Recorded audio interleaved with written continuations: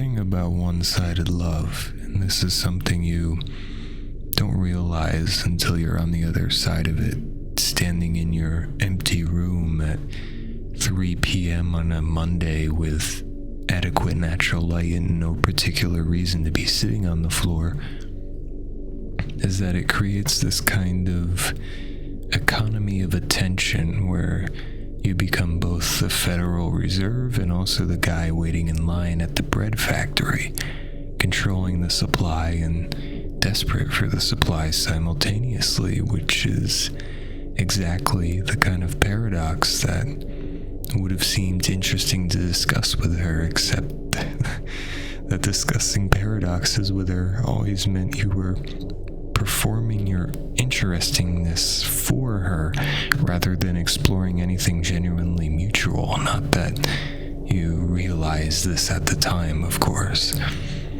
You keep checking your phone. The phone is a totem of absence now each time you look at it, and you've looked at it perhaps 45 times today. Not that you're counting, except you are. You're definitely counting. You experience this tiny re-death. The phone does not light up with her name. The phone will never again light up with her name unless it's in that horrible accidental way where someone's elbow hits their phone in their pocket, which actually happened once, and you spent 7 minutes staring at the screen waiting to see if it was real before you understood that nothing was coming, that it was just physics and probability and not meaning.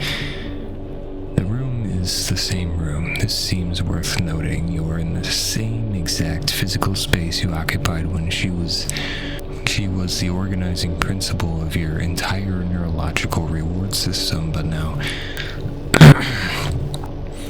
the space has been rezoned, metaphysically speaking. The couch where you sat refreshing your messages for hours, and let's be honest, it was hours. You could have learned conversational Mandarin or become adequate at piano with the hours you spent in that specific form of waiting. Is now just a couch. This should feel like freedom. The fact that it doesn't feel like freedom is probably diagnostic or something. Your friends, and you do have friends, despite having largely abandoned them for the past 14 months to be available for texts or crises or 11 p.m. I'm thinking about yous that never led anywhere but keep you in a state of perpetual maybe.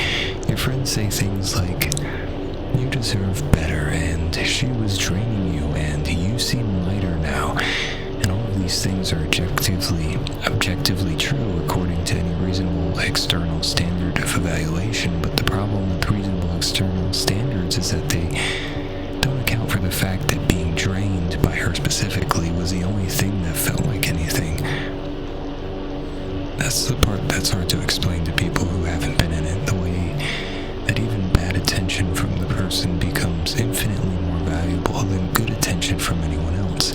It's not that you didn't know it was one-sided. You knew in that way that people know things they absolutely refuse to let themselves know, which is to say, you knew it in every cell of your body except the ones responsible for doing something about it. The groceries are harder than they should be. You're standing in the produce section having a small crisis about the apples because you used to buy the kind she liked, even though you preferred a completely different variety, and now you're faced with this incredibly stupid question of whether you even know what kind of apples you like, whether you had any preferences that aren't somehow organized around the phantom of her. You buy neither kind. You leave the store with bread and coffee and a sense of having failed some test you didn't know you were taking. People talk about moving on as if it's a location you can reach through sufficient effort, like if you just walk for enough in the right direction, you'll arrive at moving on. Population U, and there will be a banner and someone will give you a certificate, but it's not a place. It's more like you're trying to learn to walk again, but you keep forgetting that you're supposed to be learning, so you just stand there and you remember, oh right, walking, I should try that, and you take a few steps and then you forget again. The absence of her is more present than most presence. This is the cool fucking joke at the center of it. When she was in your life, or more accurately, when you were in orbit around her life and into her Earth, tidally locked, always showing us the same face. At least you had the brief hits of dopamine when she reached out. Now, you have all this time, vast stretches of time you used to fill carefully composed text you'd revise 7 or 8 times before sending, time you'd spend analyzing her responses for hidden meanings, for signs that maybe this time she was feeling it too, that maybe if you were just patient enough, insightful enough, available enough, the one-sidedness would correct itself through sheer force of your devotion. The narrative you constructed, and it was a construction, you can see that now, sort of, in the way you can see the dress is blue and black in that optical illusion, even though your brain still insists it's white and gold to the narrative that you were slowly winning her over, that every conversation was progressed towards some inevitable moment of mutual recognition. You were the protagonists in a story about patience and death, triumphing over whatever kept her at distance, except you weren't that protagonist. You weren't even a major character. You were maybe a recurring guest star in a show that wasn't about you at all. She had a specific way of laughing at your jokes, a surprise, delightful sound, and you became a comedian working for an audience of one, workshop testing material in your head, storing up observations to share with her, and the hit rate was maybe 1 in 5, but when you got that laugh, it was like every dopamine receptor you had firing at once. This is what you miss. Not her exactly, because did you even know her really, or did you just know the version of her you needed her to be? But that feeling of mattering to someone who seemed to matter more than everything else combined.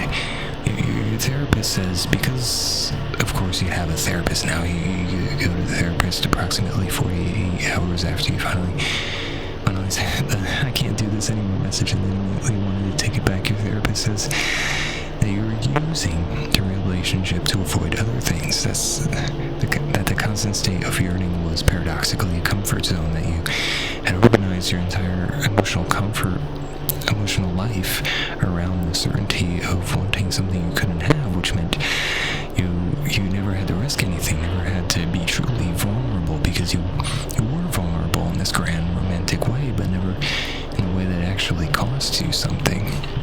I'm not sure if the therapist is wrong exactly, but knowing why you did something doesn't make you stop missing it. Understanding the mechanics of your own delusion don't make you feel less empty now that you've deleted her number, or rather now that you've moved her number to a note file with a name that you won't remember because you're not quite ready to delete it completely, which means your therapist would probably have thoughts about. And the worst part, there's so many candidates for the worst part. It's a crowded field. Maybe the actual worst part is that she probably doesn't think about you at all, or if she does, it's probably with a kind of pleasant nostalgia, like, oh yeah, that person, that guy, that stupid guy, that silly guy, he was very sweet.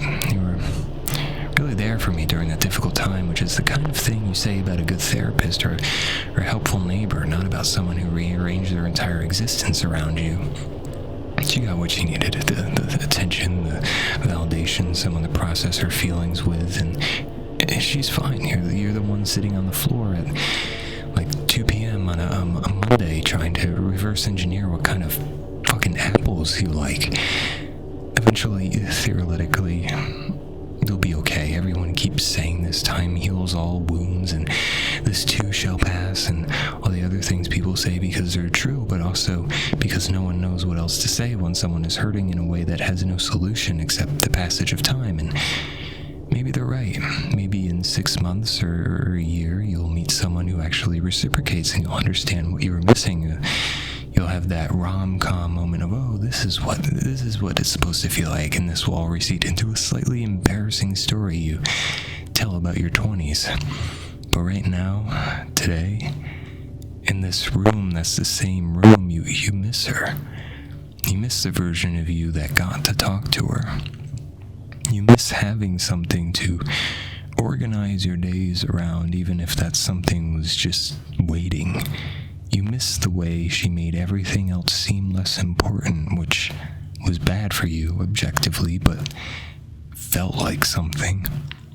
The phone doesn't ring. You look at it anyway, again and again, and eventually, not today, but eventually, you'll you'll stop looking, probably.